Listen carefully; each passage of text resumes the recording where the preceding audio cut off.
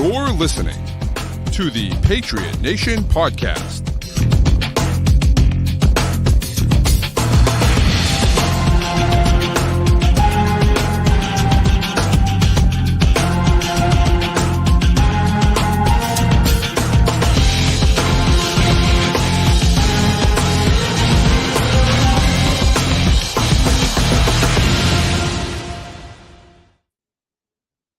All right, welcome into another edition of the Patriot Nation Podcast. Your boy Pat Lane. As always, this episode is brought to you by oh my god, I just had a complete brain fart. I'm sorry, Prize Picks. I'm sorry, Prize Picks. Right in the corner there. Prize Picks, the official daily sports fantasy app of CLNS. Oh my god, what a disaster. Matt, you might have to do the intros from now on.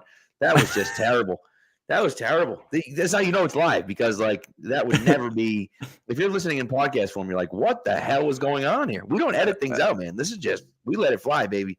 So that was Mac Jones-esque. Let's try. Oh yeah. That was really bad. That's like Mac Jones in Germany-esque. That was that's a pick six on the first drive of the game, Pat. Sure it is. Yeah, sure it is. Not great. Not a great way. Not the way you're looking to start the game off. You know what I mean? So we are brought to you by Prize Picks, was the official fantasy sports app, daily fantasy sports app of CLNS Media. Matt St. Jean with me as always. Oh boy. Okay, here we go. That was rough. What was also rough, I thought, well, not rough. I shouldn't say rough. What wasn't rough was the combine. I thought the combine went very well. There were some people that, I mean, just absolute physical freaks. The offensive linemen in particular. I've been looking at the offensive linemen like, holy Christ, there are some unbelievably athletic and talented offensive linemen. It's a good year to need offensive line help, and the Patriots need a lot of it. And so maybe they should just draft all offensive linemen. I think the thing I'm most terrified by in this draft is that, we know offensive tackle and wide receiver are kind of the two really hot spots in this draft. And I'm terrified that not all the good players, but all the guys in like the top tier or two are going to go between picks 3 and 34. And the Pats are going to take a QB at 3, get to 34. And it's like the last of the top tier of the receivers, or you're to that next tier or whatever. And, you got to start reaching on some of these guys. Because that's the thing, sometimes if the prospects are good, people fall. Sometimes when the prospects are this good, everybody just wants one and they all go early. Right. And you might be there at 34, and the best guy on your board is the defensive guy who's ranked way above everybody else because there's just such a big run on offense. And, do you take the best player on the board by a mile who plays, corner or edge or whatever, or do you reach and take a tackle way earlier than you would have? Well, so that's the only thing I was going to say. And you kind of said it. Raising Amazing over here said the same thing. There's so many good receivers. So like between the quarterbacks, which everyone loves quarterbacks, between the quarterbacks, the receivers, and the offensive linemen, I mean, like, I'm looking at, and I know there's some fantastic defensive players too, but like,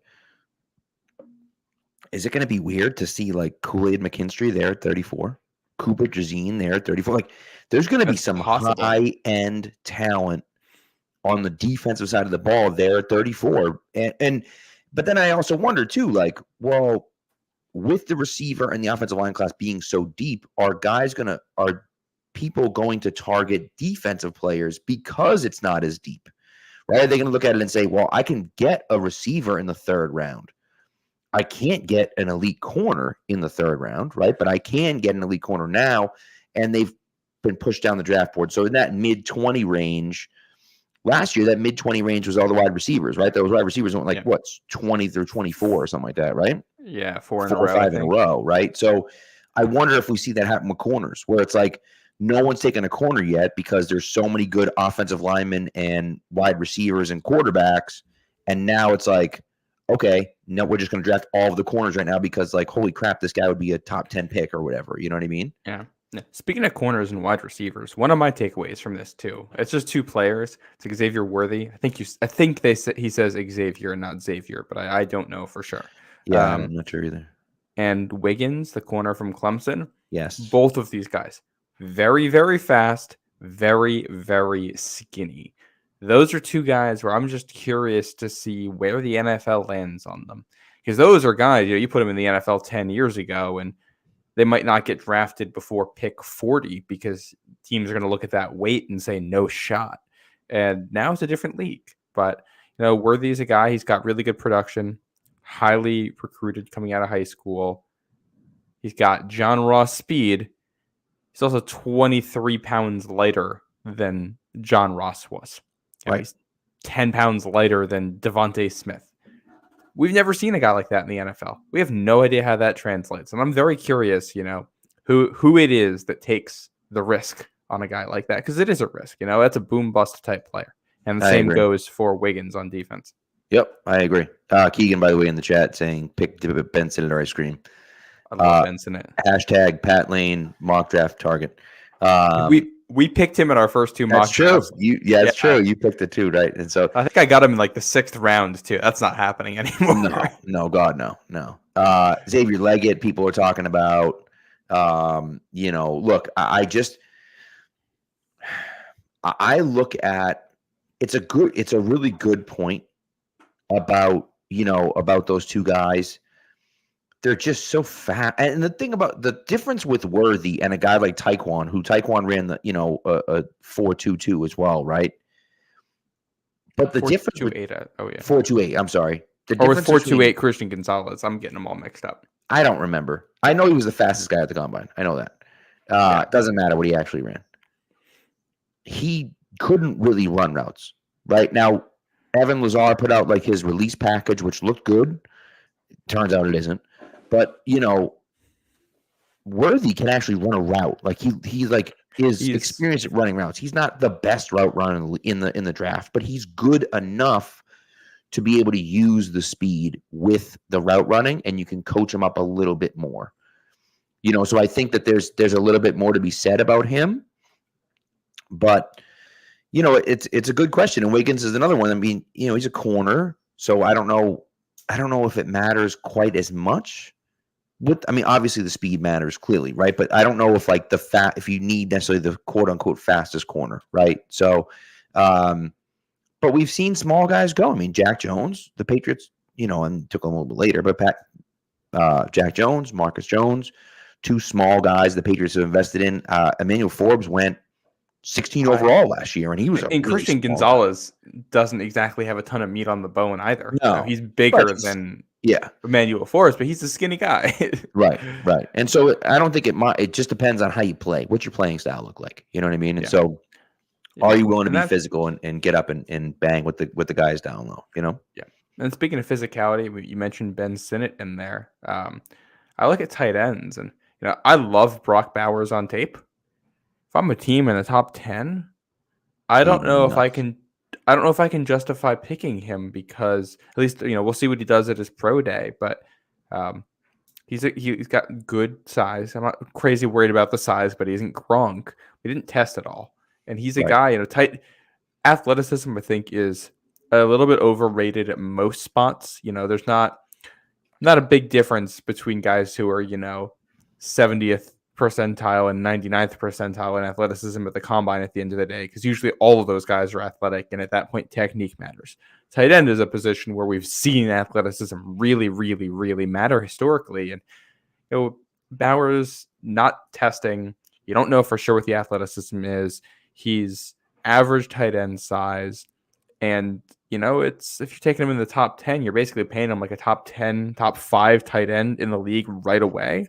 Right. And then you got 5 or 6 guys, I think, who were expected to go on day 2 or day 3 at the position, who did amazingly at the combine, who had great testing. And Ben Sinnott is among them. Theo Johnson had a relative athletic score of 10, a perfect 10 at one point. I don't know if it's still that right now. Right. And a couple other guys in there. And I think from a value perspective, grabbing one of those guys is 100%. Much better than taking Bowers high, which I hate to say because I love Bowers. He's so much fun to watch. But, a lot of the great tight ends are guys who were just freak athletes on day 2 or day 3, who took a couple of years to come into their own in the NFL and then blossomed into really good players. And historically, that's been the strategy. And that's something I want the Patriots to do.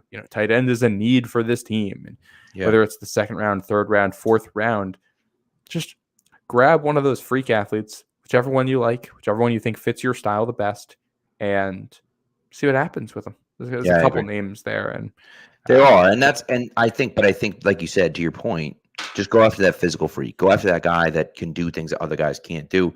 Maybe he's not super polished yet. Maybe Theo Johnson isn't super polished yet, but he's a freak athlete.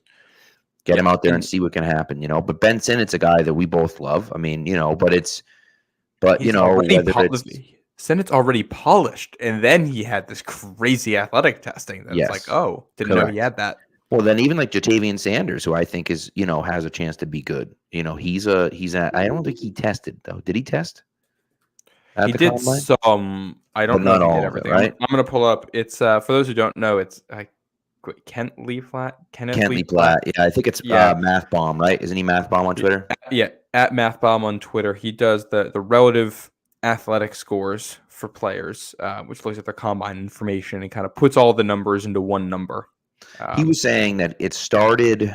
When the hell did he start it? He said he started it when Le'Veon Bell was a rookie. I think he started it when he said when Le'Veon Bell was a rookie, and he was like, he tested slow, and he was like, "There's got to be a better way than just looking at like the 40 time." He's like, can't be right."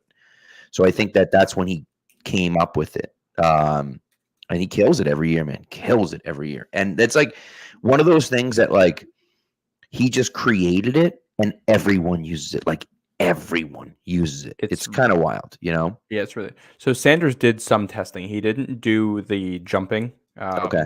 Which honestly, of all the tests that they do, the broad jump and the vertical leap, I think, are the ones I look forward to the most for a lot of these guys, especially tight end, because the explosion. Yeah, that explosion. And being able to have that both as a route runner and a blocker is crucial. And Sanders didn't do that. He had an RAS score here of 8.06, which is that's a good but not great. Right. And it's part of that. He's undersized. Right. He's 6'3", he's 245 pounds. Those aren't bad measurements, but they definitely aren't good ones. Yeah. Old Man Mob touched on something, and I think it relates a little bit to tight ends, but he said, he'd rather have a bigger, slower wide receiver than a smaller, thin, fast wide receiver. And I think it relates to tight ends in the fact that there are different types of tight ends out there, right? Where it's, kind of that same, are you looking for that inline blocking tight end necessarily? Or are you looking for that tight end who's more of a slot guy, like a Dalton Kincaid type player, right?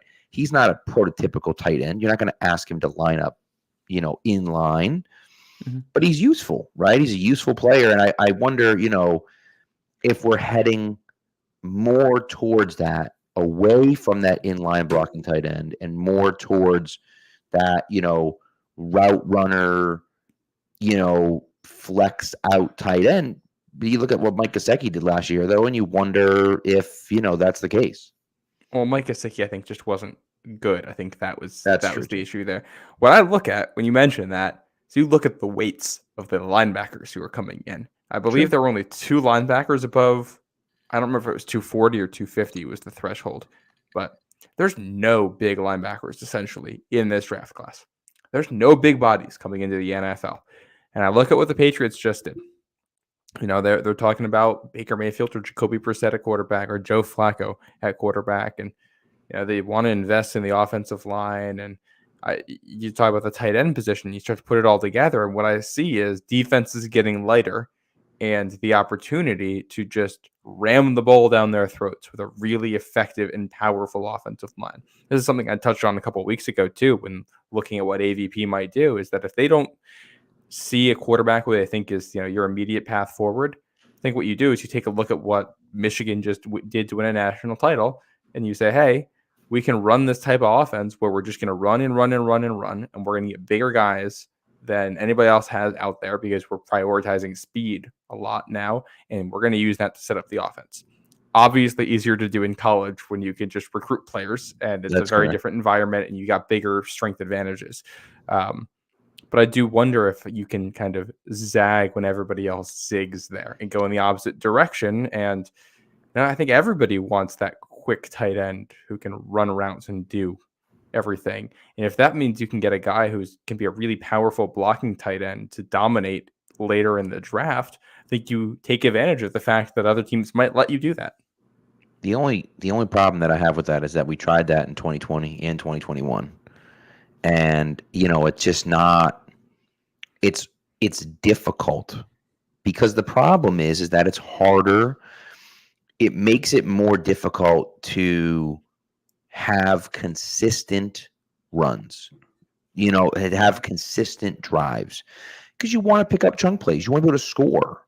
And, it becomes difficult to do, especially where you have a little bit of a piecemeal offensive line. And maybe they'll invest in offensive line. They bring in Tyron Smith, perhaps.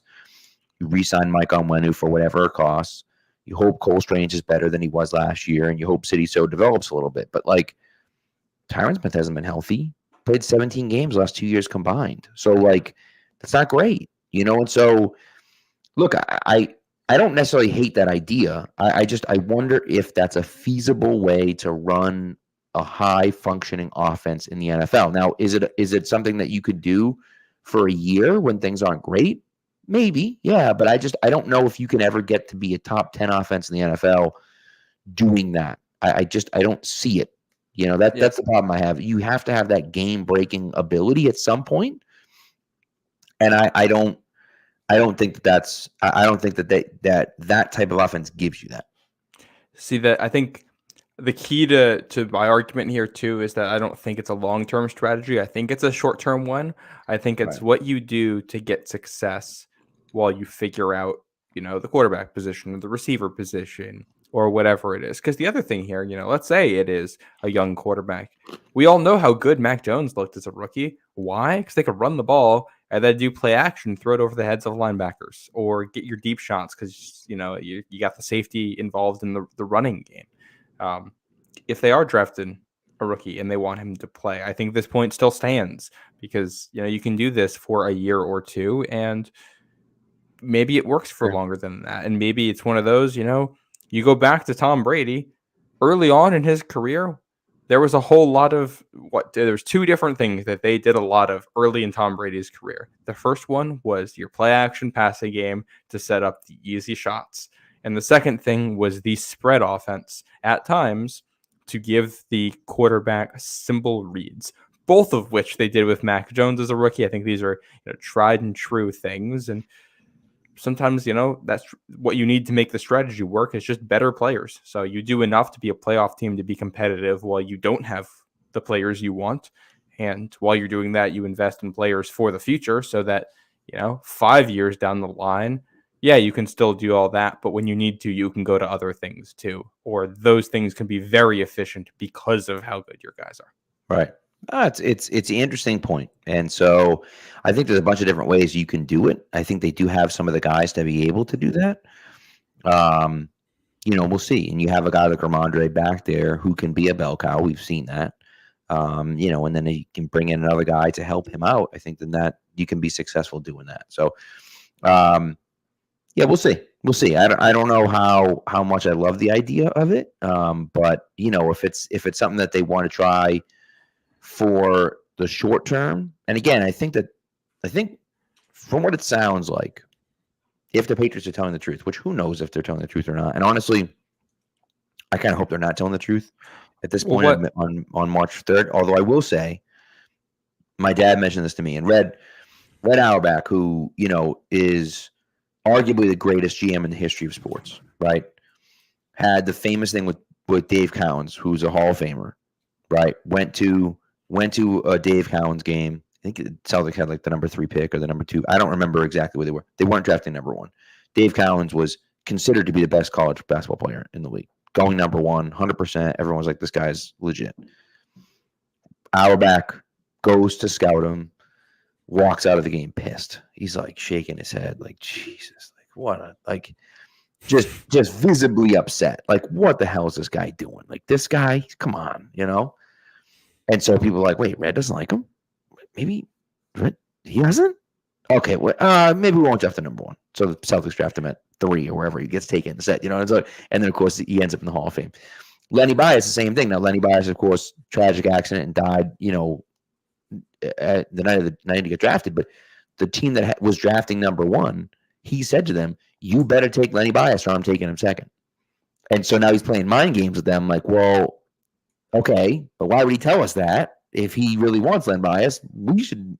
Should we take Len Bias, or we shouldn't take Len? Or he's trying to go to. So even if the Patriots are telling the truth, my point is this: even if the Patriots are telling the truth at this point, no one's telling the truth right now. And so if that's the case, even if you're being truthful, there's a question of, well, are they actually being truthful? And then if you sign a quarterback, which the Patriots, I assume, are going to do, then it's, well, yeah, I guess they're telling the truth, but are they telling the truth? I mean, maybe they are, but who knows? Like, so you don't really know if they're telling the truth at this point or not, right? So, because no one should be telling the truth right now. It's March 4th, right? Like, silly season, and so the question is, they could be completely honest and being transparent about what they want to do, but still people are going to be like, I don't know if that's really what they want to do or not. So they could be just trying to drive with the price on number 3, and we'll see what happens. Well, right now with everything that's out there, there's no way everything's accurate because we're hearing both that they're interested in Baker Mayfield, a guy who's probably going to want, 3 years, $35 million a year, something in that range, and also that they want to draft a quarterback at 3. You're not doing both of those. That's Correct. not happening. Yeah. So somebody's not telling the truth in there. Who, we don't know yet. Maybe they're both lies. We really don't know. It's true. But yeah, everybody likes to negotiate through the press. One thing I did find interesting is that most of the local people have been reporting about, like Baker Mayfield or Jacoby Brissett or Joe Flacco, guys like that. But the national reporters, and I think specifically Jeff Howe is the name that comes to mind, is the one who's been saying, man, they love all these quarterbacks. That screams to me that them loving all the quarterbacks is a smokescreen. Yeah. If they're going to the national reporter with that, the one that all the teams are going to hear and listen to, and all the GMs and the guys in the front office have their athletic notifications or whatever, and they're going to see, oh, Jeff Howe says Patriots love all these quarterbacks. Right. And that was definitely something I picked up on, that there's a difference between the national guys and the local guys in the way this stuff's being covered. Well, that's what you want, right? You want everyone to believe you want all of them, because it doesn't matter who goes 1-2 in that case. If it comes out that Washington loves Jaden Daniels, well, we love Drake May. If it comes out that Washington loves Drake May, well, we love Jaden Daniels. We love them all. So, we're taking someone at 3. And, I know you're excited to see it. J.J. McCarthy at 3 is absolute insanity to me. I would not. I think I personally would have J.J. McCarthy over Jaden Daniels on my board, which is mostly just, I think, looking at the risks of taking an older quarterback. I think that's where I'm factoring that in. Yeah. I mean, I am not comfortable with Jaden Daniels or J.J. McCarthy in the top 10. And I like both of them. I think they're both good players, but there's just too much risk. Yeah. And if you're comparing it to drafting Marvin Harrison Jr., who fixes the biggest issue that this franchise has had since 2017, or you could argue since they lost Randy Moss, he fixes that issue in one go, and you can just wash your hands of it and solve wide receiver 1 for the next decade and a half. Or the alternative, that somebody else likes a quarterback and gives you a stupid amount in a trade. If that's what we're comparing it to, I don't think you can draft Jaden Daniels or J.J. McCarthy over either of those. You just can't. I agree. I do like Drake May.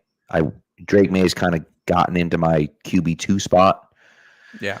But I feel the same way about you, and I'm very tempted. Someone asked me for my top 6 quarterbacks, and I'm very, very, very tempted to put Michael Penix at 3. I can't do it. I can't, because he's older and he has the injury history, but I love Michael Penix as a player.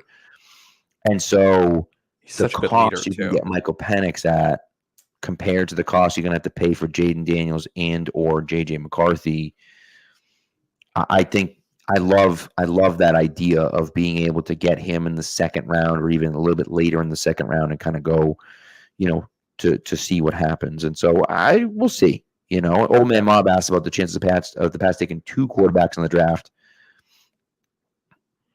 I think it's a possibility. The question for me, though, is, who do you take the second chance on? So, like Kirk Cousins, just as an example, Washington did it, of course, with RG3 and Kirk Cousins. RG3 was that home run number 2, and they traded up for him as well, right? So, they went up and got him, and somewhere from that. So, I understand it. But the Kirk Cousins was like the safe. Okay, he's a guy that can, he throws the ball. He's not the greatest athlete, but he's not a terrible athlete. But he can throw the ball well, and he understands what's going on. He's a process quarterback, right? Yeah. And TJ mentions Joe Milton. Like Joe Milton's not. He's not a guy you take in the. I mean, I guess you could take him in the late rounds, but he's not he's not a backup guy. He's a guy that you want to see if you can develop into a superstar.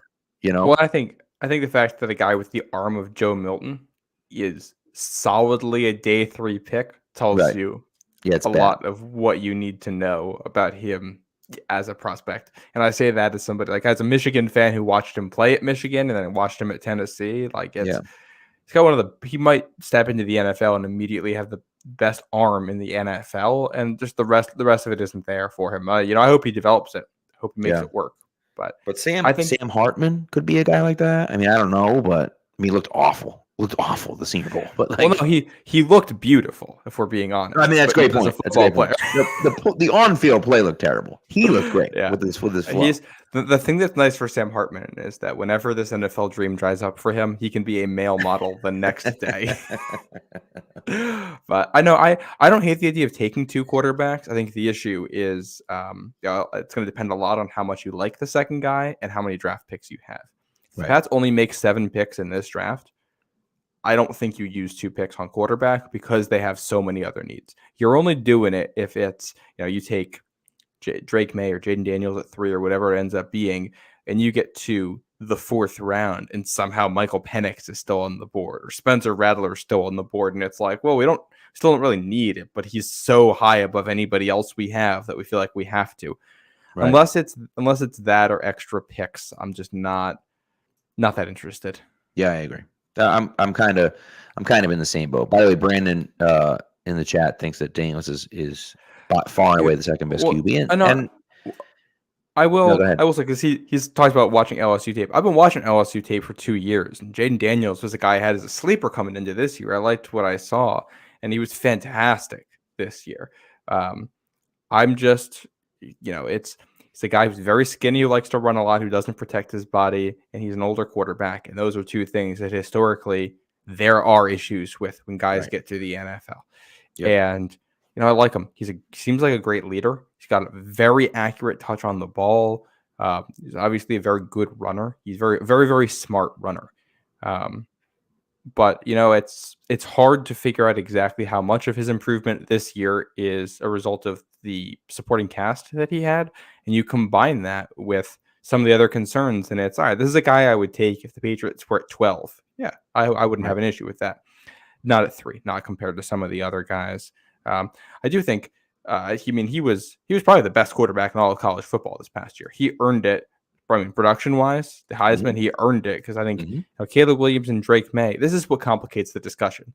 Is that Caleb Williams and Drake May both had worse supporting casts in 2023 than they did in 2022, and kind of took a step back for a lot of people from a production standpoint. And I think if you get into the tape for both of those guys, I think a lot of the quote unquote concerns about Caleb Williams are just kind of made up things about him that people just kind of. He cried to his mom. He paints his nails. You got guys. You can't say the dude isn't competitive and then also complain about him crying because they lost the game. Those 2 don't match up. You're either competitive or you're not. And who cares if he paints his nails? We're talking about football here. Who cares what he wears off the field? It doesn't matter at all. I will say some of the stuff I don't love is like looking into ownership and doing and not. And again, he didn't get measured at the combine. Neither did Jaden Daniels or Malik Neighbors, right? Or Drake May. None of these guys were doing. So that's the thing is that you cannot love some of what he's doing. He also knows he's probably going to be the number 1 pick, and so why is he going to parade himself out there? He doesn't need to. He doesn't need to. I love that's the way I look at it. I love what he's doing with the medicals too, where he's only giving medicals to teams if they interview him. I think that's really smart. He's the basically. There's no way he's not the number 1 overall pick at this point. He has to be. If that's Almost the case, guaranteed. Yeah. why are you giving medical reports to teams that you're going to be playing against? Why would you do that? It's smarter for yourself to just play it low key. He's great with the media too. I think he answers questions really well. He's obviously a fantastic leader. You can see that both in the way he talks and the way his teammates talk about him. So he's the obvious one of one.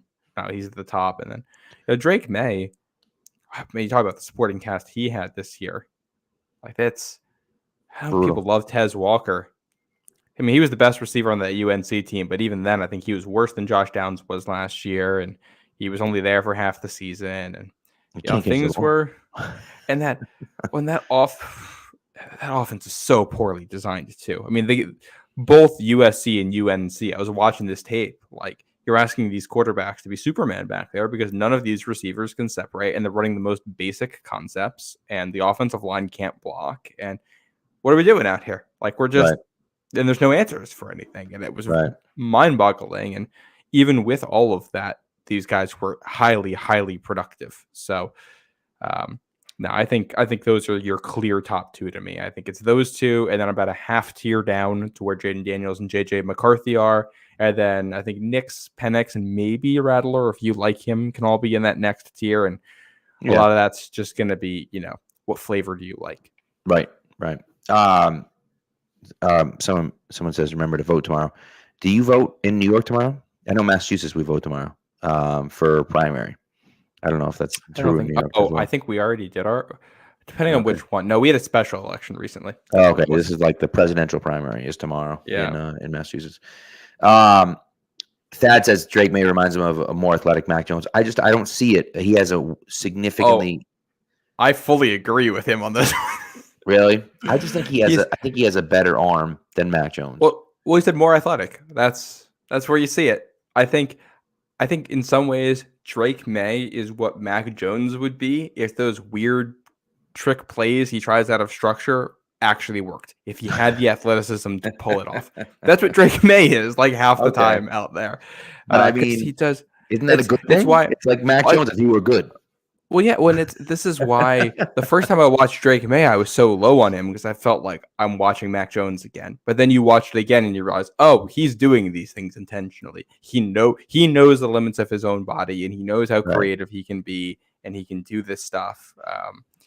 I think I have questions about his anticipation and his ability to play in structure at this point, some of his accuracy. But, unless you're drafting Trevor Lawrence or Andrew Luck or Peyton Manning or whatever, you're always going to have questions on a guy. And May is close enough that I think you can try to develop him and see what happens. Right. And he is, as Mr. Barden says, he's not afraid to take a hit either. Unlike Jaden Daniels, he actually has more meat on himself, on his frame to absorb some of those hits. Right. I like it. Yeah. All right. Let's take a quick break. We're going to come back. We're going to do a live 7-round mock draft. Before we do, I have a quick question for you and for the chat. We'll talk about and then we'll go over some user submitted or listener submitted chats as drafts as well. But just a quick word from our sponsors here. Football season may be over, but the action on the floor is heating up. Whether it's tournament season or the fight for playoff home court, there's no shortage of high-stakes basketball moments this time of year. Get in on the excitement with Prize Picks, America's #1 fantasy sports app, where you can turn your hoops knowledge into serious cash. Now, Prize Picks even offers injury insurance so your entries stay in play, even if one of your players gets injured. For basketball games, if you have a player who exits the game in the first half and does not return in the second, that player projection won't count against you and the rest of your entry stays live. Now, this week for me, I have Steph Curry for more than 29 points and Nikola Jokic for more than 10 rebounds, and then Caitlin Clark for more than 30 points and LeBron James for more than 7 assists. So download the app today and use the code CLNS for a first deposit match up to $100. Prize Picks. Pick more, pick less. It's that easy.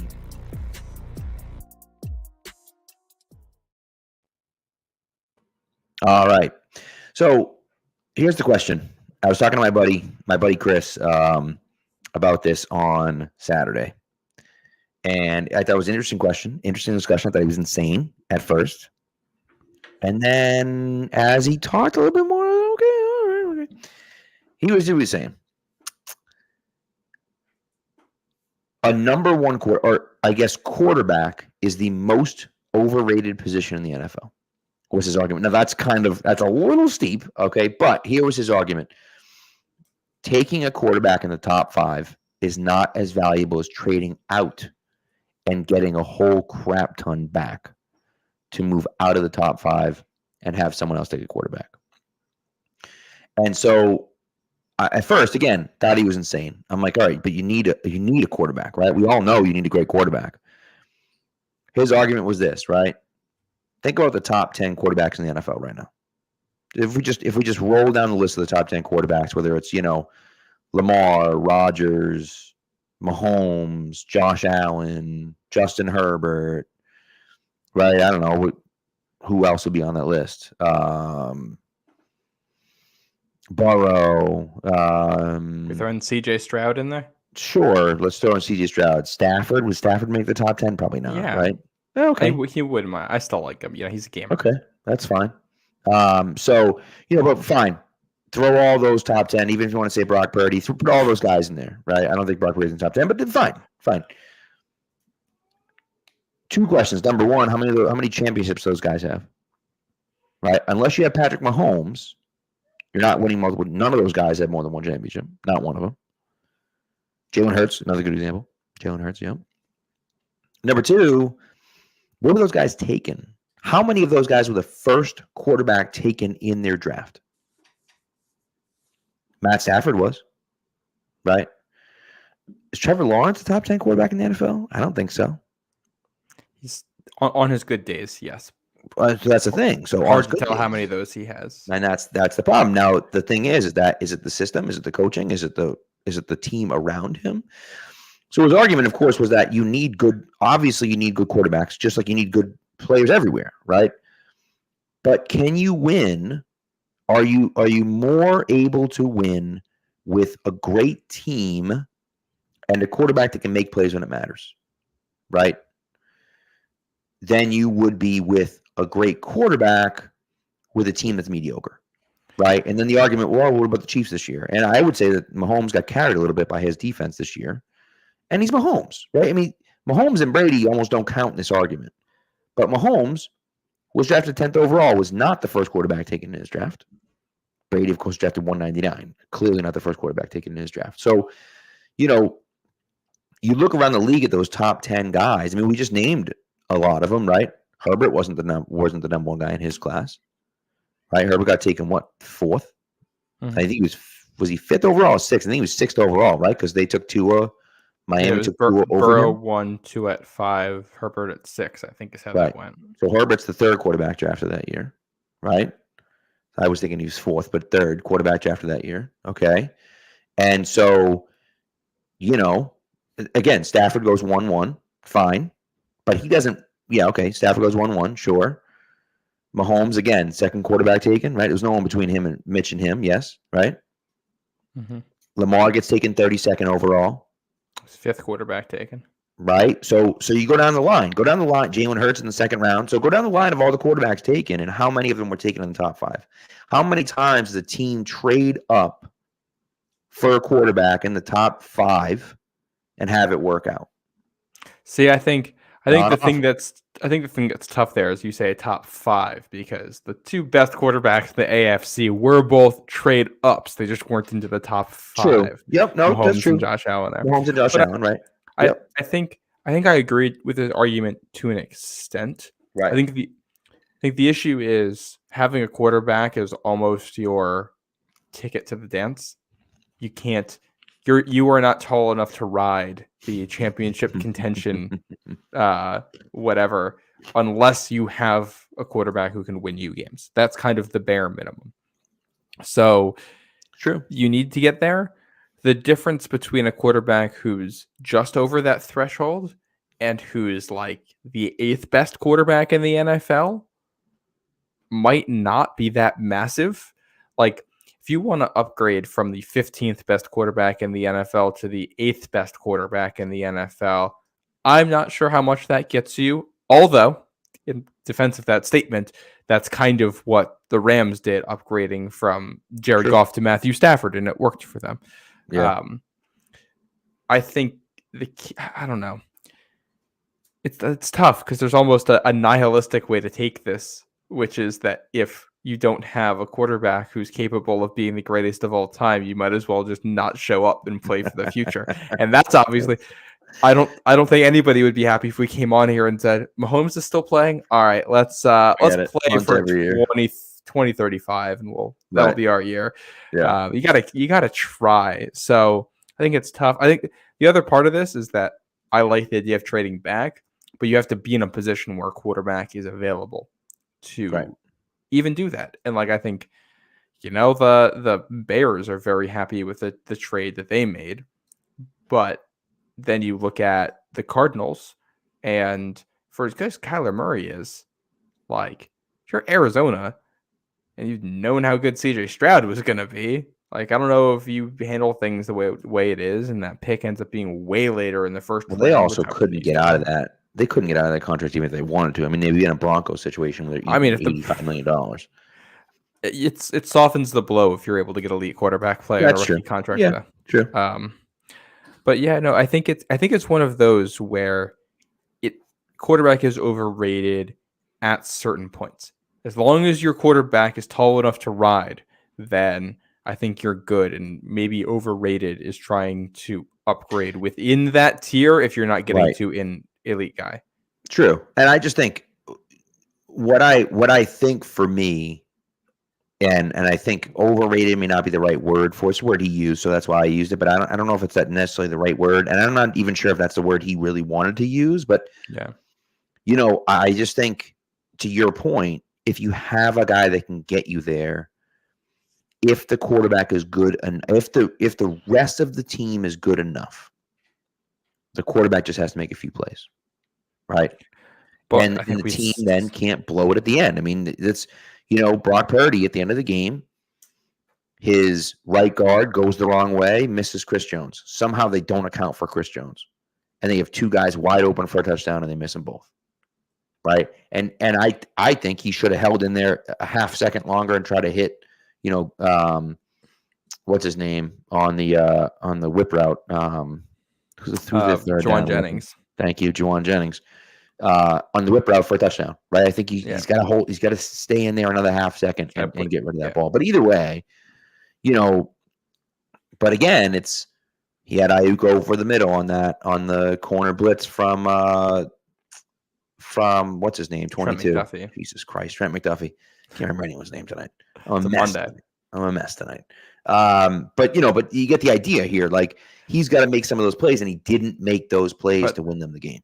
But I think that said, you look back at also, like, I think that's the example of why the quarterback isn't overrated, because the difference in these games was quarterback made a play, other quarterback didn't. That's the Super Bowl.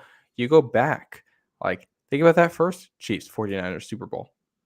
Yep. They lost that game in part, the 49ers did, because Jimmy Garoppolo missed the one deep shot they got. It all came down to one play. He didn't hit it, and that was kind of it. And what did that do? That changed. That one play changed so much in the NFL, because that's why they go out and try to get Trey Lance and make these moves and give Miami all those picks that loads them up. Everything that happens there. And you go back a year earlier, you're looking at the Rams, and why are the Rams in the position they are in the Super Bowl against the Patriots? Because they got one play, or they got New England to bust a coverage all day long. Jared Goff doesn't get there in time, can't make the throw, you don't get the touchdown, and you're stuck with 3 points in the Super Bowl. And you know that performance was a contributing factor to the Rams moving on from their quarterback and making, again, what's one of the most influential moves in modern NFL history by going to get Stafford, in the way that changed both of those franchises. So I think it's kind of hard to say it's overrated when these one or two plays in critical games that these middle tier, tall enough to ride but not elite quarterbacks couldn't make. Ended up changing some of these. Well, it's a good point, and I think the other part of it too for me is, like, look at Russell Wilson. Look at what the Broncos gave up to get Russell Wilson. What ended up being 2 top 10 picks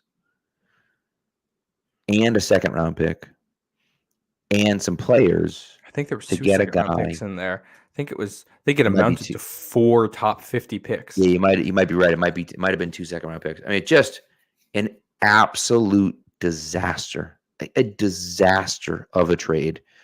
One of the worst trades the NFL has ever seen. Yeah. Because not just the draft picks, but also now they're left with $85 million of dead cap. It's crazy. It's crazy. And so I think that there are pros and cons to it. I think you have to be in that. And first of all, Russell Wilson, I thought, had shown signs of decline in Seattle anyways. I think that trade was insane. It was insane. I mean, Yeah. the Jets gave up far less to get Aaron Rodgers. Yeah. So, like, it's crazy to think that the Broncos would trade that much. And I know, obviously, Russell Wilson is a few years younger than Aaron Rodgers, but he's not 15 years younger than Aaron Rodgers. Yeah. So like it's crazy to me.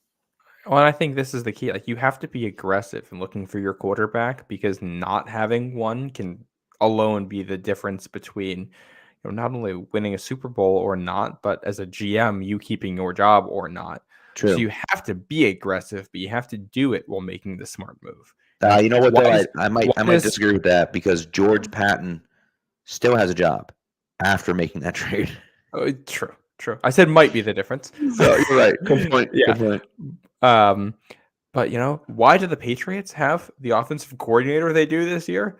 Because the Browns went and gave up the farm for a quarterback with how many sexual harassment allegations against him to pay him all that money guaranteed, because they felt like they needed a guy and this was the only way to get one. And that leads to them kind of doing a last-ditch move here, cleaning out the offensive staff to build around him, because they don't really have another option. Now, Alex Van Pelt and some other guys are here in New England as a result. Yep. So good point. You got to make the moves. It's just you got to make the right one, and that's what the GM paid a lot of money to do. Quite true. All right, let's get into the 7-round mark. We're 45 minutes in. We haven't even started yet. So we got to get through this. Let's get into the 7-round mark. We're doing PFN this time, Pro Football Network. So a little bit different. We did PFF last time. We'll do fast. Obviously, the Patriots. Yeah. Drafting at 3. Now they offer trades as well. Yes, do they offer trades? They do. So that's good. They can get a little bit wacky with the trades sometimes. Sometimes they're very eager. So I'd say we apply our own realism filter to this one. I'm down with it. Yeah. All right. We're jumping into this mock here. Patriots on the board. We'll hide this for a second. Your first 2 picks, Caleb Williams and Drake May. The Patriots have trade offers. They have, they have 1 trade offer. In this case, hypothetically, it is Pittsburgh that wants to move up to come get a quarterback. Okay. They're offering New England pick 20, pick 51, pick 84, a second and a third, all a second and a third in 2025, all for that number 3 pick. What are you thinking, Pat? I don't hate it. I really would love a first-round pick next year as opposed to a second and a third next year. Yeah. I even probably would say I would rather, like, if let's just say he took out 81 and the 3rd round pick next year. Do you think you'd be able to get a first-round pick next year? I don't think so. I don't know if that'd be enough. Well, let's try this. We'll just swap the second for a first next year and propose it. Okay. That's been rejected. No, I would say swap out, take out 81 84? and the second. Take out 81 and the second, and see if you can get the first. All right, so this deal would be 3 for picks 20 and 51 this year, and Pittsburgh's first and thirds next year. That's been rejected. That's crazy. Okay. Do you want to stay here then? Yeah, we can. We can. Yeah, we could just stay. It's fine. Did we stay last time? I feel like we did. I don't remember, if I'm being honest. And did we draft Marvin Harrison Jr.? I don't want to do the same dang thing that we did last time. You can ask maybe the chat remembers, because I don't. Yeah, I'm trying to think. I was like, I feel like we didn't. I'm almost positive we didn't trade out, because I feel like I would have remembered that. Had we traded out, I would have remembered that, and we didn't. I know we didn't. the question for me is, let's see. Hold on, let's see. I'll try Monday. No.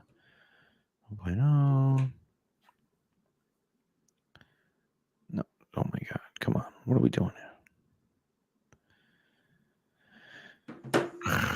You doing math over there, Pat? No, I'm just I'm looking through my. I'm looking through my. Okay. Nelson says we drafted Marvin Harrison Jr. last time. All right. Yeah. So we can't do it. Can't do Marvin Harrison Jr. again. So do you want to? Wait, but Old Man Mom says last week you didn't take Marvin Harrison Jr. Says you guys took a QB, I believe. We're all over the place. Oh my God! All right. Des says I've been watching too many mocks to remember. That sounds about right. That's a great point. Yeah. Do you want to try to? Do you want to try to trade back? Want to try to do our own trade? We could do it. I don't hate doing one where we take Jaden Daniels here and just see how the draft falls. That's one we haven't really done. You can do Daniels if you want. That's fine. Maybe we should do JJ McCarthy. I'll take Daniels here and see how it falls. Jaden Daniels to pick at 3. We get to 34. We do have 2 trade offers, which we can look at in a second. A run on tackles to end the first round. Troy Fountain goes to San Francisco.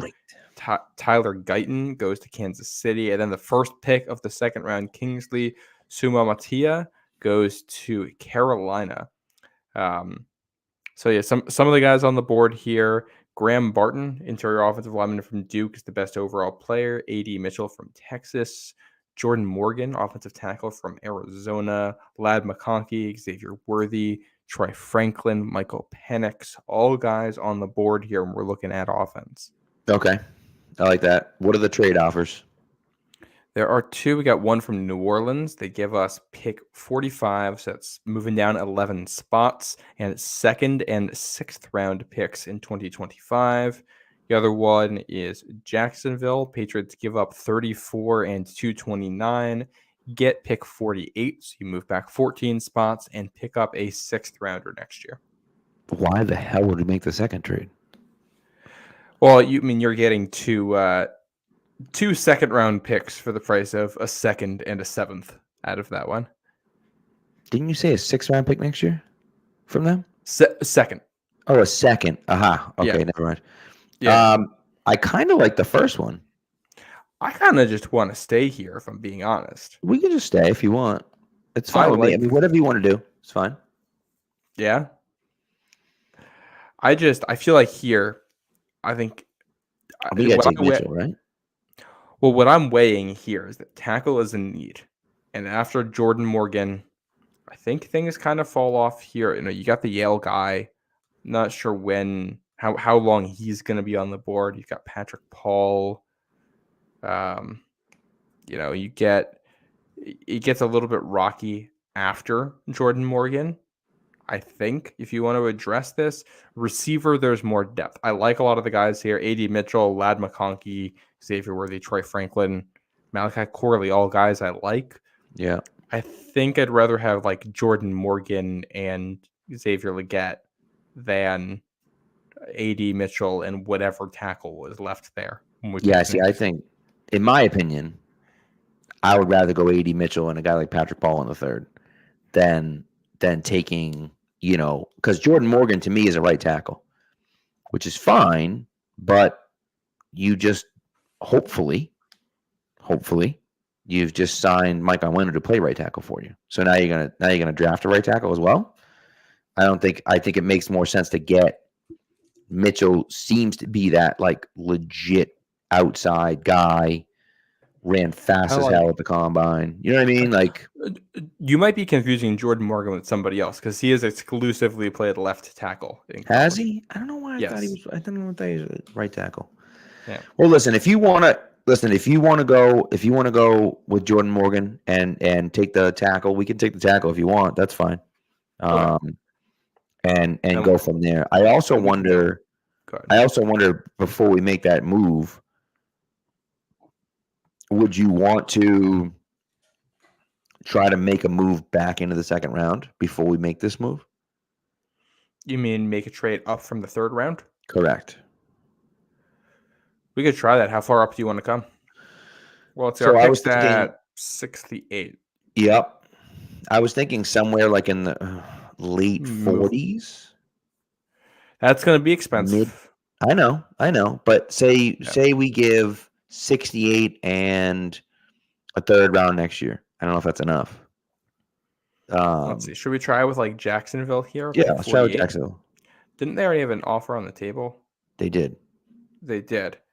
Okay. We'll just counter off of that. Yeah. So offer is 68 and 229. We'll start there. Well, yeah, that's not gonna happen. But no, do 68, 229, and do a third round next year. Just see what happens.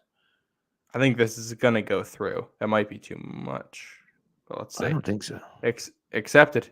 All right. So the Patriots are now the owners of picks 34 and 48. I think if this is how it is, you take Jordan Morgan here because you're gonna like any. And then you get right. I feel a lot more comfortable taking Jordan Morgan in this spot because I feel like definitely one of those wide receivers will be available at 48.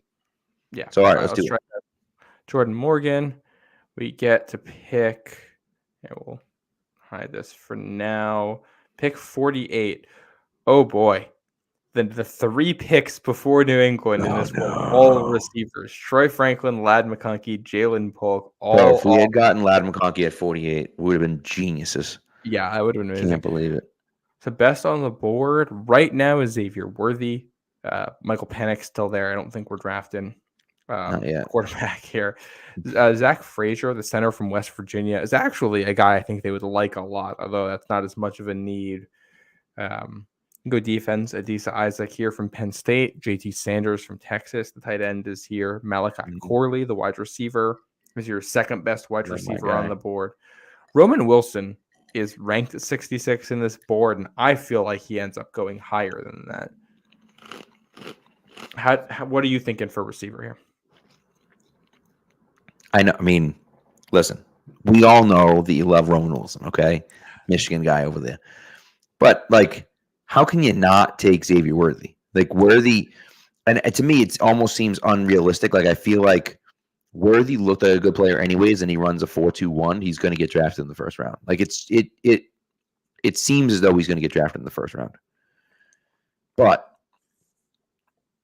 I'm taking Worthy in this particular instance where the board falls. I feel like you have to take Worthy. He's the guy that you want to be like explosive guy. And again, he's not a guy that is just a speed guy.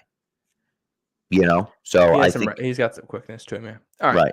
I think Worthy makes a lot of sense. The Patriots are about to run out the skinniest team ever with also, Daniels. I love Malachi Corley too. I mean, I would be okay with Corley too, but I just think it makes sense.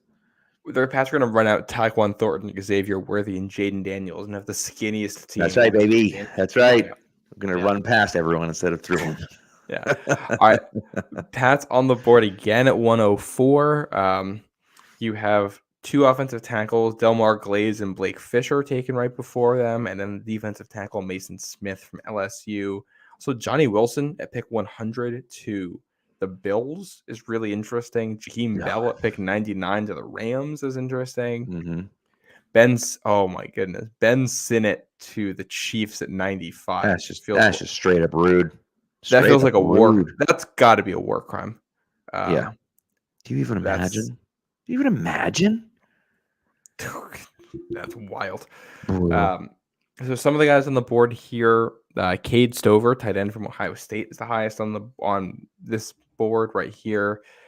You've got Dominic Pooney, who I think is interesting. He's listed as a guard from Kansas, but he had really good length. I think he can play a number of spots on the offensive line. Jamari Thrash, a wide receiver who I personally like quite a bit as a depth guy. If you wanted to do the double dip on quarterbacks route, a Michael Pratt at pick 104. I honestly wouldn't hate that move. Okay. I don't think I would do it here or for some of the other guys. Malik Washington, wide receiver at 114, is still there. Theo Johnson, that tight end with a crazy athletic score, is available at 119. Ricky Pearsall, wide receiver from Florida, is ranked 122. Tanner Bortolini, your guy at offensive line there from Wisconsin. If you scroll down a bit, I honestly, in this position, would not hate trading down a bit. I'll tell you that much.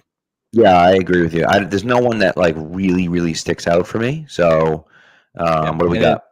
The Vikings have a trade offer. Patriots move down 5 spots and give up pick 190 to move up to 154. I like that a lot. Okay. I do That's too. the only offer on the board, but I like that. We just accept Let's take it. All right. Oh, Jamari Thrash came off. I was hoping he might be there. I personally, I think Dominic Pooney is the guy that you go with here. I don't think he's actually a guard from what I'm remembering. I think he can play a number of spots. Although, guard is a little bit of an issue. You got to shore up the offensive line regardless. Well, you're in the 4th round now. I don't hate doing that. I really don't. So I'm okay with that. I'm okay with taking a guy like Dominic Pooney. And again, 6'5", 313, like that's pretty big. He's a big guy. I'm gonna pull up and see, his snaps and where he played. I also wonder what the combine numbers are. I don't know. Hold on. I have to pull up his RAS. He played left tackle for Kansas this year. He played left guard the year before. He's got some versatility there, and I think investing in a guy who can play tackle or guard, they need. Let's see, 33 3/8 arm. That's long enough. So, and it's 6'5". I mean, I could see him again. Probably fits better at guard, but that doesn't mean that he can't be a tackle. Yeah, I think he can be either, and you just bring him in, and he's a guy. And again, and this is what I said about Bortolini in my mock last week, is like he gives you position flexibility. So maybe you bring him in and you realize that he can't actually play tackle, but you drafted a left tackle already. And so he's a guy that really is probably going to be better suited at guard, but can fill in at tackle if you need him to. Just like who's that guy? Big Mike. Oh, that guy, Mike Onwenu, right? So like that's worked out pretty well for you. So like I don't mind that. And I think too, when City So and Cole Strange are very much question marks at guard. This is still a need for you. So we'll go. Agreed. We'll go with Pooney here at pick 109, and next pick's going to be 136 here. Oh man, this is another one where the Patriots get jumped a little bit. Ricky Pearsall goes at pick 135, the one before them. Come on. Yeah, that's one I would have wanted right there. PFN killing me. Yeah. Other notables: Brendan Rice at 131 to USC. That Bama speedster Jermaine Burton at 132 to San Francisco. Theo Johnson also to San Francisco, the athletic tight end there. Blake Washington to the Broncos. Tanner Bortolini to the Steelers. Some interesting picks in there. That's a good fit. I like that a lot. Yeah. What do we got for tight? Old man Mob just asking. I was just thinking the same thing. Tight end and running back. What are we looking at there? Top tight end on the board is Jared Wiley from TCU. Top running back on the board, the New England Special, Dylan Lowry from New Hampshire. The darling. Here, give me 1 sec here to check this out because I want to double check something. Yeah, so I mentioned how there were a bunch of tight ends that were athletic freaks at the combine. Yeah. Jared Wiley is one of them. He's 6'6", 249 pounds. He still ran a 4.62 40. Despite that, he had a 37-inch vertical and still had decent 3-cone and broad jump times. Jesus. Yeah, and if I'm remembering correctly, I could be wrong here. I think he's on the younger end. I could be totally wrong there. Hold on, give me the name one more time because I got to put it in, or how do you spell it? I should say Jared Wiley, Jared Wiley. He's definitely not on the younger end. I'm confused. Wiley. Okay. Yeah. I wasn't sure how he spelled it. Yeah, he's a 5th-year guy. Okay. Let me pull up some of his stats here. Yeah, 4'6", 37-inch vert, 9'10" broad, which isn't bad. 7'19" 3-cone, which is decent. For somebody who has 520 receiving yards this past season and 8 receiving touchdowns. That frame will definitely help you out there. Yeah. Well, listen, if you want to take Wiley, we can do that. I don't know who else is on the board there at tight end. I don't know if there's another guy after him that you feel comfortable with at all. Let me double check. I'll also note he got not the best blocking grade from PFF this season, but he's had some pretty decent blocking grades in there. So, that's something. I like a tight end who can block. We'll just take a look at some of the other options at these positions while we're doing it. So the other running back, Isaiah Davis, Ray Davis, Jahard Jordan, Blake Watson are some of your next guys. Tight end is Wiley McAllen Castles, which is a fantastic name. Sure Eric All. Tanner McLaughlin, I'll say, is another one of these guys who did really well testing. So if you'd rather go Dylan Laube and hope McLaughlin's on the board, I can be okay with that. All right, let's do it. I like that. I like that idea better. I just like the idea of having Dylan Laube on our draft. Yes. I'm a fan of it. Laube will be the pick there at 136, 154. Let's see who's who's on the board here. Luke McCaffrey. Oh, wait a second. Wait a second. Interesting. I mean, Luke McCaffrey. I think we have to. I mean, there's also Javon Baker from UCF, but I like McCaffrey. Someone mentioned Javon Baker too. Is Javon Baker? He wouldn't be available in the next round, obviously, I would assume. No. I'm perfectly okay with Luke McCaffrey here. I kind of feel like, I mean, it's Luke McCaffrey. Like, I kind of feel like you kind of have to take him, right? Yeah. I feel like this fits. It's a need. Double dip at wide receiver. Two guys who I think can separate for you. Let's do Luke it. McCaffrey, the pick at 154. Now we wait for 182. And let us see. Tanner McLaughlin, the guy I was hoping was still going to be on the board, is here. The tight end from Arizona. I'm okay with that. We drafted 0 defensive players just like last time, but who cares? Okay, that's fine. Yeah. I'm cool with it. And McLaughlin is a kind of a similar to Wiley that we were talking about, just a little bit smaller all around, and just a tiny bit faster. Yeah, I think this is the guy I was thinking. So he's not actually younger. He just has 2 years of Division I experience. I don't remember what his background is, but he was at Arizona for 2 seasons, had almost 1,000 yards combined in those 2 seasons. Okay. Yeah, 6'5", 244.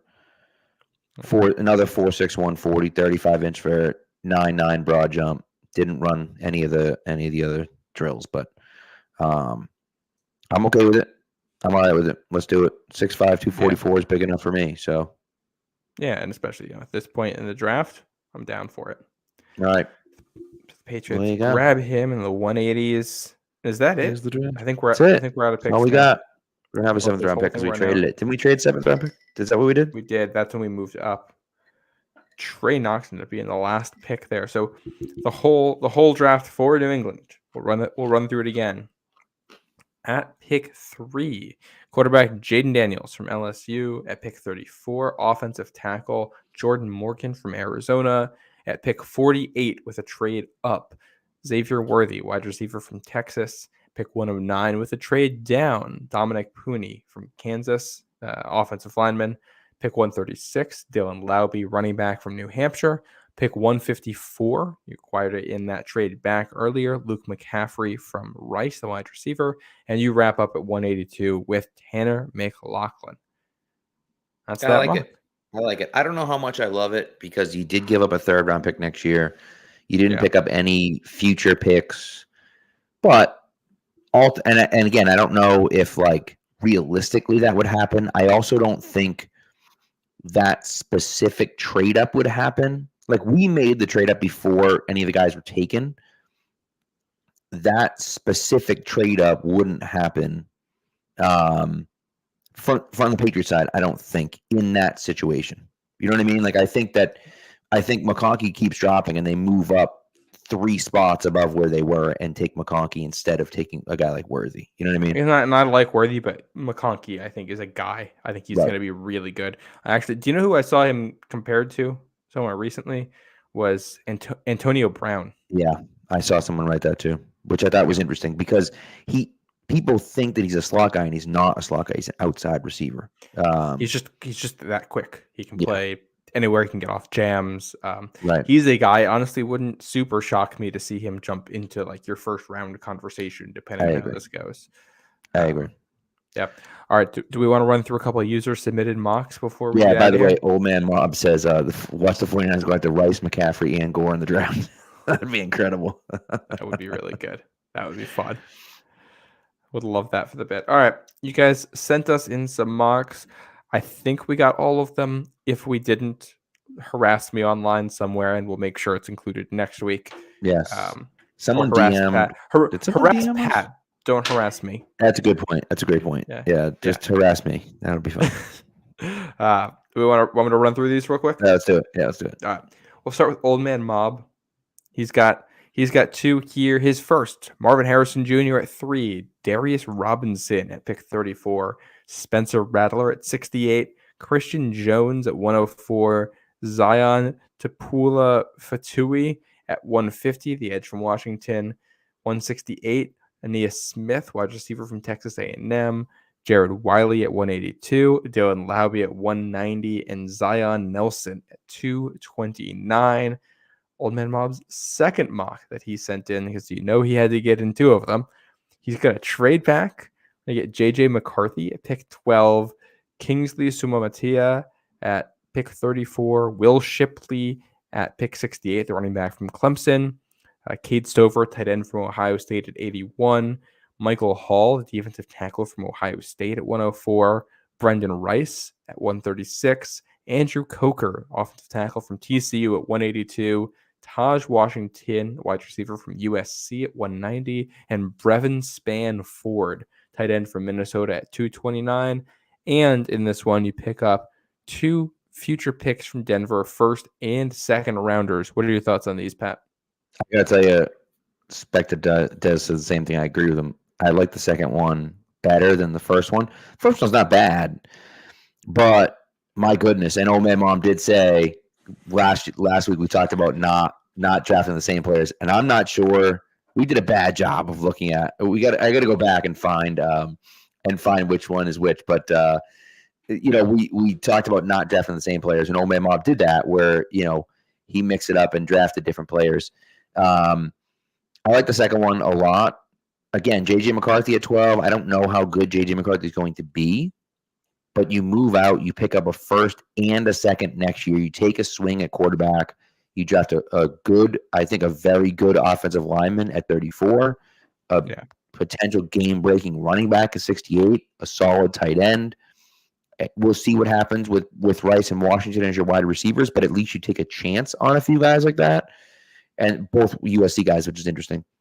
Oh, Old Man Mom says you also got Sutton in the trade. So that's a heck of a trade back from 3 to 12 to get Sutton a first and a second to move back. So, I think that I like the idea of that trade. We'll see. But I like the idea that you're getting so much to move from 3 to 12 and then kind of just stockpiling assets for next year, especially Denver. I don't think is going to be very good next year. They're probably going to move up to take a rookie quarterback. I'm sorry. They're not going to have money to really do much this year. So, I don't think they're going to be great. So that might be another top 10 to 15 pick again next year. Well, I love the idea of trading with Denver or Vegas because both of those teams play in a division with the defending Super Bowl champs and best quarterback in the game, and Patrick Mahomes and the Chiefs. And you got Justin Herbert and the national champion at the college level coach Jim Harbaugh, and I think those teams are both going to end up being really good down the future here. So I think if you can bet against the other teams in that division, I think that's a pretty productive bet. Let's go on. We got Nelson Lloyd, who's been in the chat tonight. Nelson, you submitted a draft. We got a trade back to pick 14. The Patriots are going to get Rome Odunze at 14. They're going to pair him with his quarterback, Michael Penix Jr. at pick 34. I got to learn how to pronounce this name, man. Kieran Amagdaji, the offensive tackle from Yale. I'm definitely not getting that right at pick 68. Okay. Close enough. Yeah. We're going to grab another wide receiver, Jalen McMillan from Washington. So we're putting together all these Washington guys in New England, which I love. Corner Kalen King at pick 104. Running back Blake Corum at pick 136. Defensive tackle Tyler Davis at 145. Tight end Isaac Rex at 172. Edge Jordan Strachan at 182. Guard Jacob Monk at 184. Wide receiver Xavier Weaver at 190. Tight end Devin Culp at 216. Edge Eric Watts at 229. Running back Kendall Milton at 230. Corner Storm Duck at 243. Elite name. I'm tackle. I'm in. Yeah. Offensive tackle Julian Pearl at 250. And future second round picks from Kansas City and New Orleans. And future thirds from Cleveland and New Orleans. My man Nelson was wheeling and dealing in this. Yeah, he was. Holy shnikes. I mean, if you could get a Dunzier at 14, that's outrageous. And I love Penix. Penix at 34, I think is fantastic. And then to get the kid from Yale as well. Yeah. I love the idea of doing that. You know, there's some good Blake Corum. I saw Blake Corum compared to Kevin Falk today on Twitter, which I thought was a really interesting comparison. But he has a similar 40 time and I think a similar 3-cone. I don't know if he's quite as shifty as Falk was. Falk was incredibly shifty coming out of LSU. But still, I think it's an interesting comp, a guy that I think can do some things for you. So I love it, and all the willing and dealing, and to get 2 second-rounders and 2 third-rounders next year. And again, Tanner in the chat says, I don't know if you're going to pick that many times. We may not pick that many picks. But still, I like the idea of throwing a ton of darts at the board, seeing what happens, picking up extra picks in the future and going from there. So that is a whopping 16 picks in that one. Hey, listen, we said last year they weren't going to make 11, and they made it all 11. So, like, who knows? Yeah. I appreciate Nelson testing out my auctioneering skills, trying to read through that whole list there. Yeah, it was great. Well done, sir. Yeah, thank you. Next one here from our guy, Joe Martino. Emailed this one into us. He starts it off by saying, hey, here's my mock. It's centered around the Pats signing a cheaper veteran quarterback to a 2-year deal. The idea is that they play 1 year, mentor year 2, the trade up to pick 132, so round 1, pick 32, would be for McCarthy, Nix, Penix in order to get a 5th-year option, which is vital for a rookie quarterback. Hope this makes the pod. Well, here it is, Joe. They're going to start with a trade back to pick 13, getting picks 44, 113, and future first from Las Vegas. And they take Talisi Fuaga, the offensive tackle from Oregon State. And they move up to pick 32 to take J.J. McCarthy. And they're going to give up what do they give up here? They got 44 in their third, right? Yeah. So they keep pick 34 here, which they use on another tackle, Tyler Guyton from Oklahoma. In the 4th, it's wide receiver Xavier Legette and running back Jalen Wright from Tennessee. That's 104 and 113. They get the same Yale offensive tackle at pick 136 here, Kieran Amegbiji. Double dip on quarterback with Jordan Travis at 182. And the Michigan edge, Jalen Harrell, rounds it out at 229. I like it. I think it's a little too heavy on offensive linemen. I like the Fuaga pick at 13. I like the trade back with Vegas.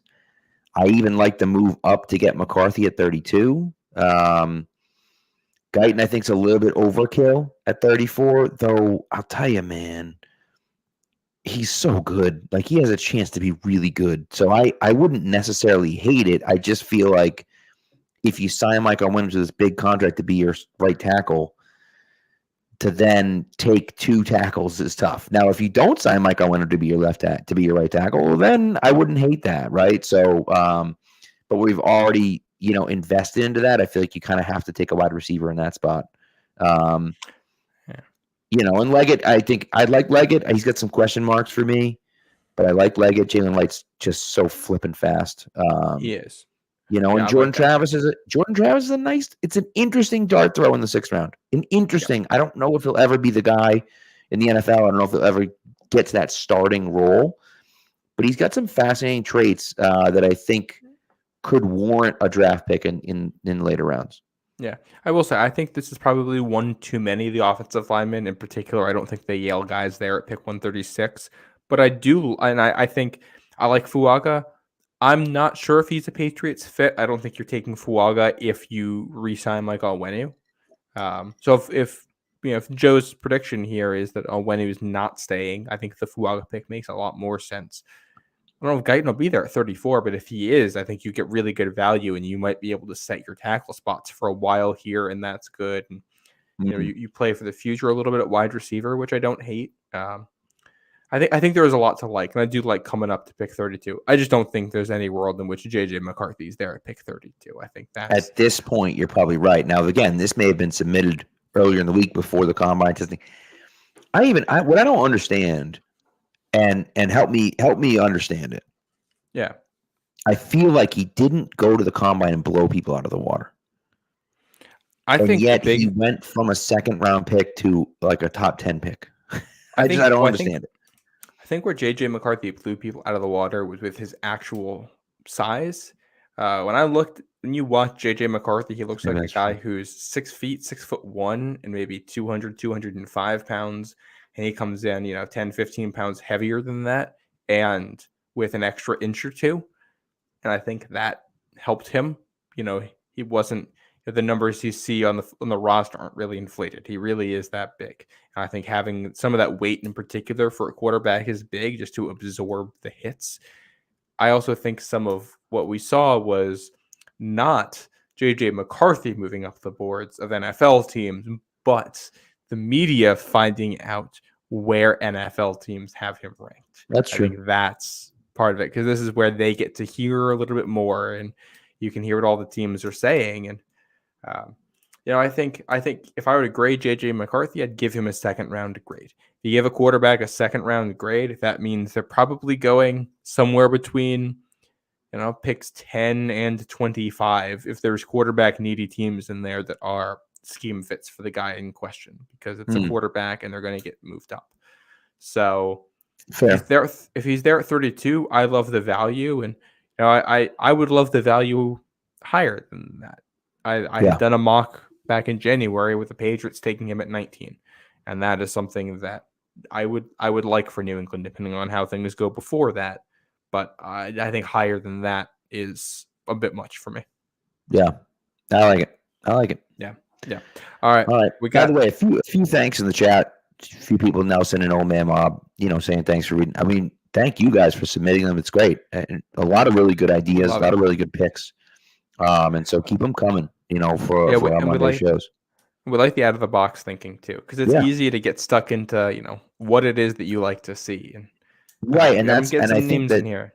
Yeah. 100%. And that's part of the reason why I like doing this, is because at the end of the draft, we're taking different guys that people haven't heard of before. So again, whether it's Jalen Harrell right here, right edge at Michigan, it's like, who Jalen Harrell is, but maybe some people don't. And so it's like, and then someone mentions that guy, and you're like, oh wait, we talked about him on the podcast, So I think it's beneficial. For Harrell's just a solid, edge guy. He's never going to be anything super dynamic or explosive, but he's just solid out there. He's done a lot. Right. He did a lot for Michigan's defense last year, and he's a scheme fit. I'll tell you that. Anthony Jennings did a real nice job of doing exactly that for the Patriots this year. I mean, obviously it took him 4 years to get there, but doesn't matter. Like, he got there at some point, and he's there.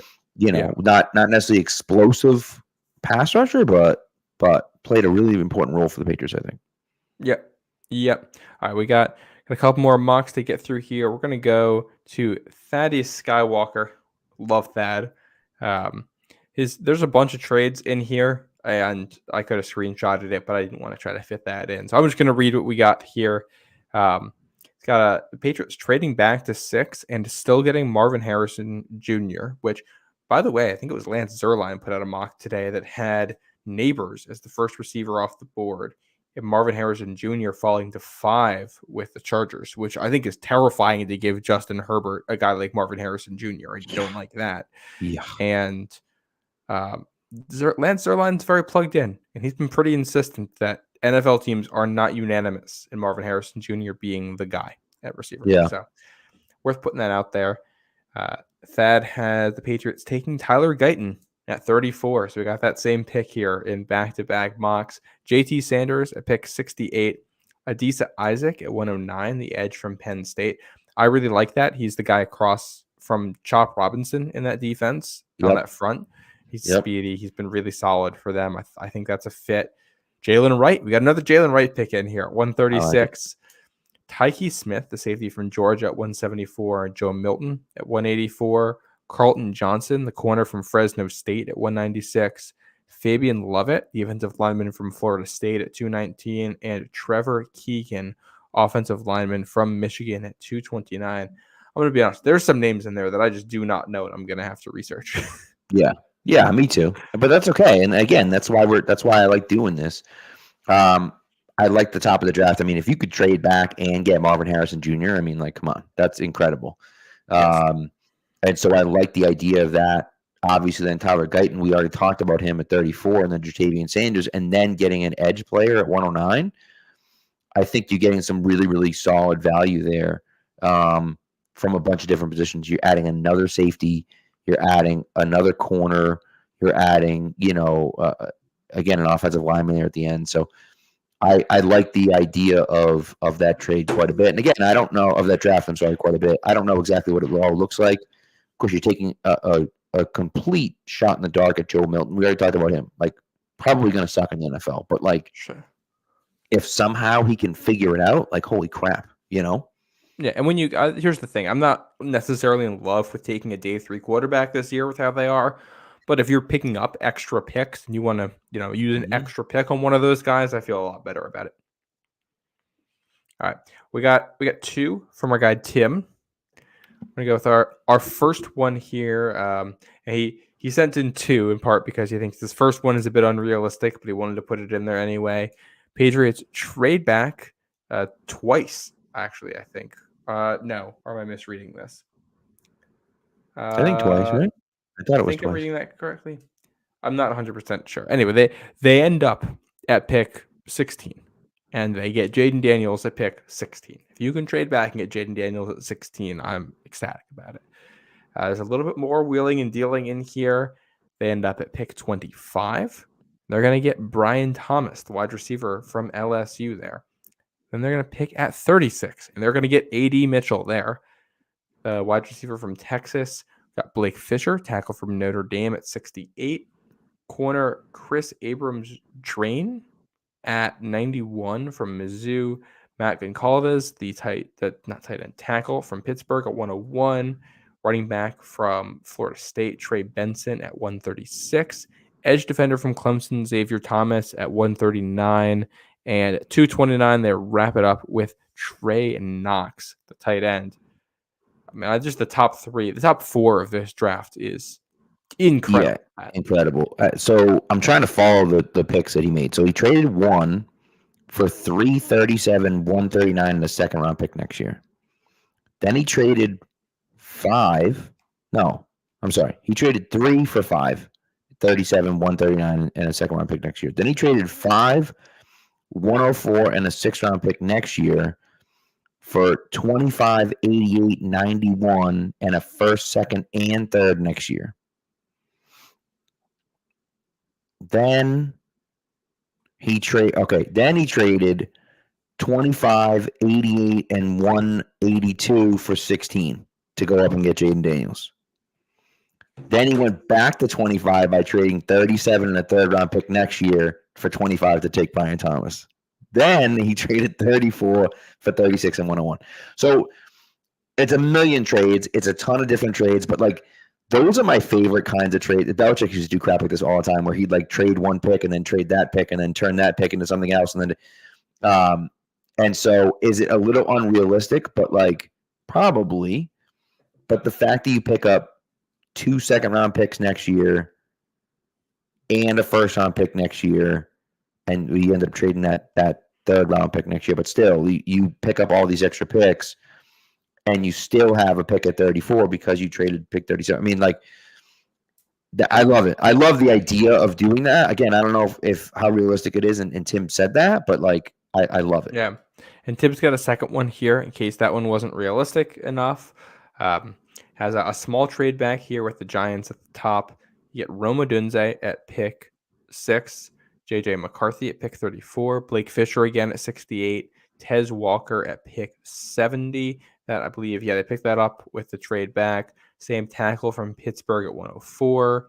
DJ James, the corner from Auburn at 136. We've got Joe Milton in this one, so another quarterback coming in at 149.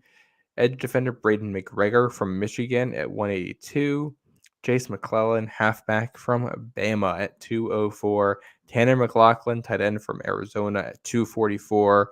And Keaton Oladapo, safety from Oregon State at 255. I think this is a lot more realistic. I think it's still tough with JJ McCarthy, but I'm very happy if you get Odunze in this draft. Yeah, 100%. And in this situation, again, just because it's hard to see on the screen, you trade 3 to the Giants, you get 6, 70, 140 in their first round pick next year.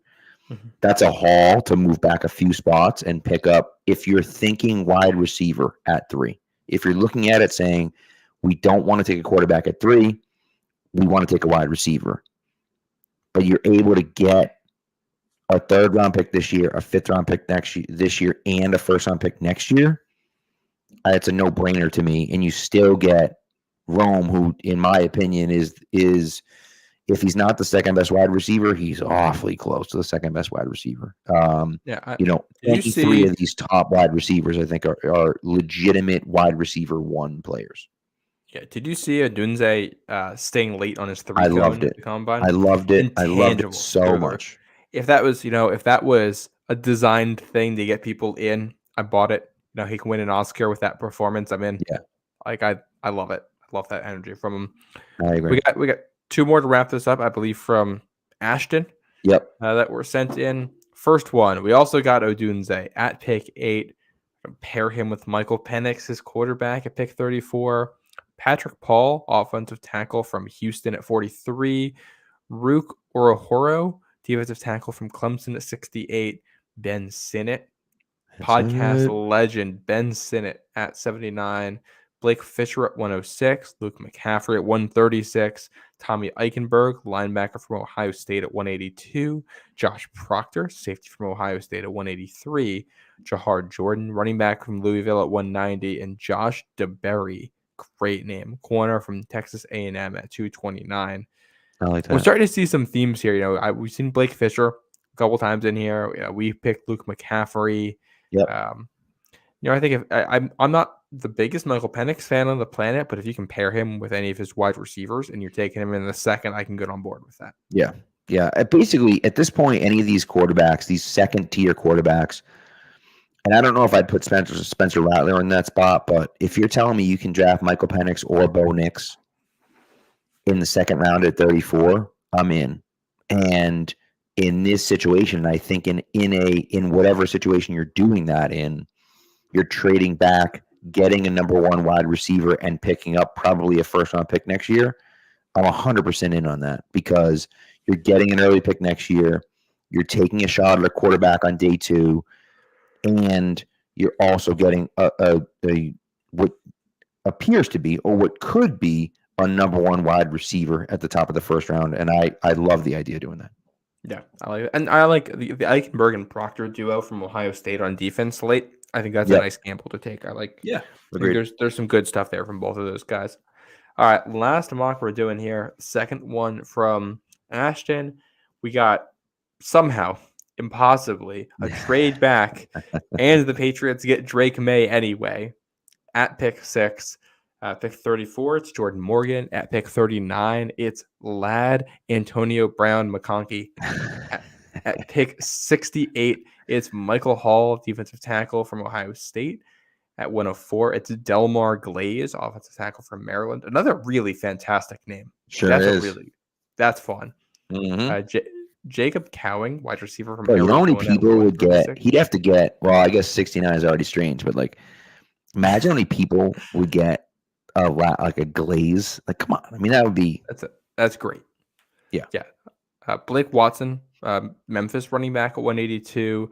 Zion Tupola-Tui, edge from Washington at 190, and Darian Taylor Demerson, at 229, safety from Texas Tech.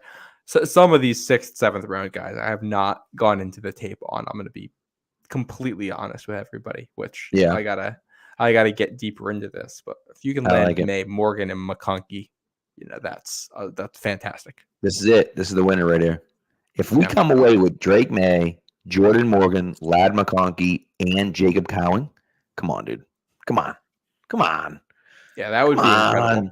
That's it. Yeah. That's it. Yeah. So, no, a lot of really good drafts. And again, we appreciate you guys sending them in, because this is where you look at, what's there. And like you said, there's a lot of guys late in these drafts that we don't know either. We got to go back and look at some of these guys too. And so, we appreciate you guys sending them in. So thank you very much. Keep them coming.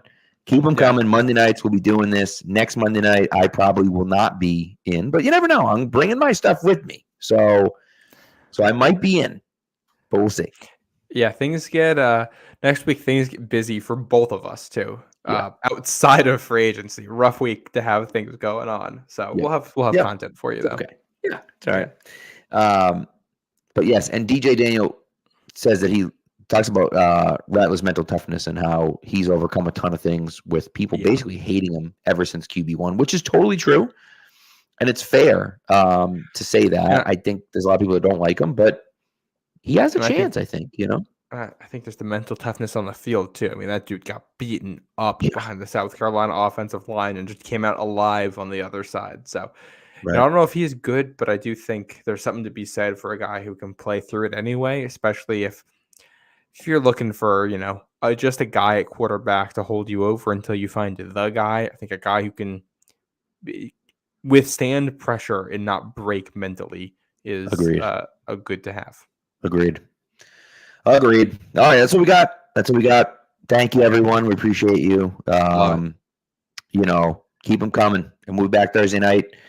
Try to line up a guest for Thursday night. We'll see. We're trying to line up a guest for Thursday night. And the anti-Mac, he says. It's not a bad point.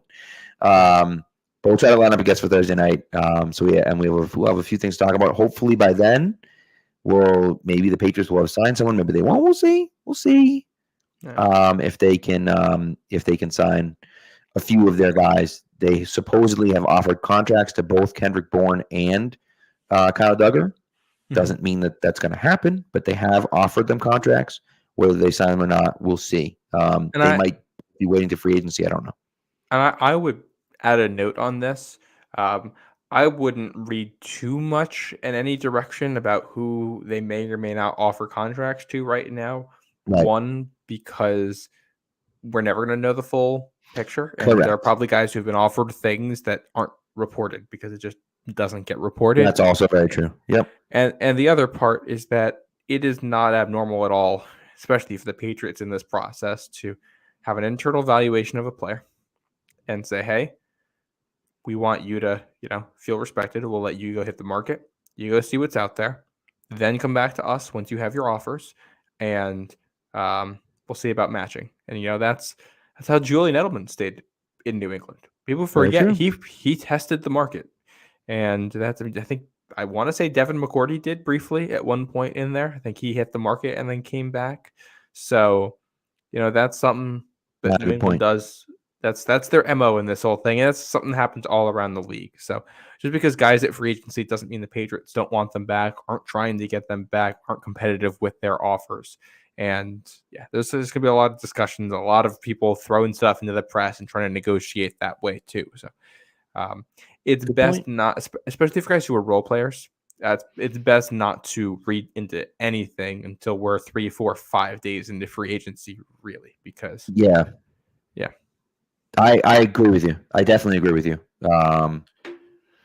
So we'll see. And, Old Man Mob mentions Hightower. That happened to Hightower, too. DJ Daniel said Slater. Same thing happened to him, too. So, that's definitely the truth. The Patriots have been known to let players walk and then say, don't sign anything until you talk to us. And that's a great way to build a relationship with a player, because the player knows that they're getting a fair market value from the deal. And it's also good for the Patriots, because if they're not the one kind of setting the offer first, if their valuation for a player is $10 million a year, and that's what they're willing to pay him. He comes back and says, I got an offer for $8 million a year. The Pats can pay him $9 million and save $1 million off what they were expecting to, that kind Very of true. Yep, very true. Of course, yep, the other side of it could be true as well, but then it's a question of, okay, if I have a $10 million valuation on this guy and he's getting 10.5 from somewhere else, do I go up $1 million a year? Right. And then you got to make that decision about, is it worth it for me to go? Do I like him enough to say, I'm going to go from here and go higher than what I expected? And I think if you do your process right here, you go in already knowing the answer to that question before free agency is started, and hey, this is a hard limit. We're not going above it. Sure. And part of the reason is because if it's a Kendrick Bourne who says, hey, this is what I'm being offered, it's $1 million extra per year, and they got somebody else they got their eyes on in free agency who they think is the same quality player, but for whatever that extra money is, if your evaluations are correct and you're doing it right, that's a really good way to build a team. New England did it for a long time. I also just think, though, too, that you shouldn't, in my opinion, you shouldn't let money dictate that for me, only because they have so much cap space at this point. Yeah. We'll see. That's what I'm hoping that they do this year is just kind of throw caution on the wind and say, you know what, if we love this guy, I'm not going to let $1 million or even $2 million stop me from bringing this guy back or bringing this guy in. A lot of it's going to depend on the quality of the players that hit free agency too. So we'll see. We already see guys getting locked up. Mike Evans getting locked up. Baker Mayfield, I assume, will be back in Tampa. We'll see. But I'm going to tell you, I would not like that's going to happen. I'm going to tell you, I would not mind Baker in New England. I agree. Only because I think with the amount of money the Patriots have, in some ways it's hard to spend that effectively. Right. You can get Baker Mayfield on a deal that has an out after 2 years and ups your quarterback play immediately, ups your leadership in the room immediately, has a relationship with the coaches. And this is a guy who is competitive and fiery for his job, but we also know can be a good teammate and can, if they draft a guy next year, he can live with it and they can figure it out or whatever. Yeah. That might be if he's available, that might be your best option for making the team better now, while also giving you plenty of flexibility going forward for fixing the quarterback position. Agreed. Yeah. So we'll see. All right. Well, anyways, thanks for coming out, guys. We appreciate it. This was a lot of fun. We went long tonight, so thank you for holding in there. We appreciate you guys. A lot of mock drafts, but keep sending them our way, and we gotta get the beginning of the show a little quicker, but that's okay. We like talking. You guys like it too. So we got that, and we'll go from there. But Thursday night we'll be back, and then we will go from there. And next Monday, legal tampering will be happening. It's going to be incredible. So I'm very excited about that. Tamper. Oh, I'm so excited. I'm going to tamper the hell out of this free agent class. It's going to be great. So, all right, guys. We'll talk to you. We'll talk to you next week. Oh, not next week. We'll talk to you on Thursday.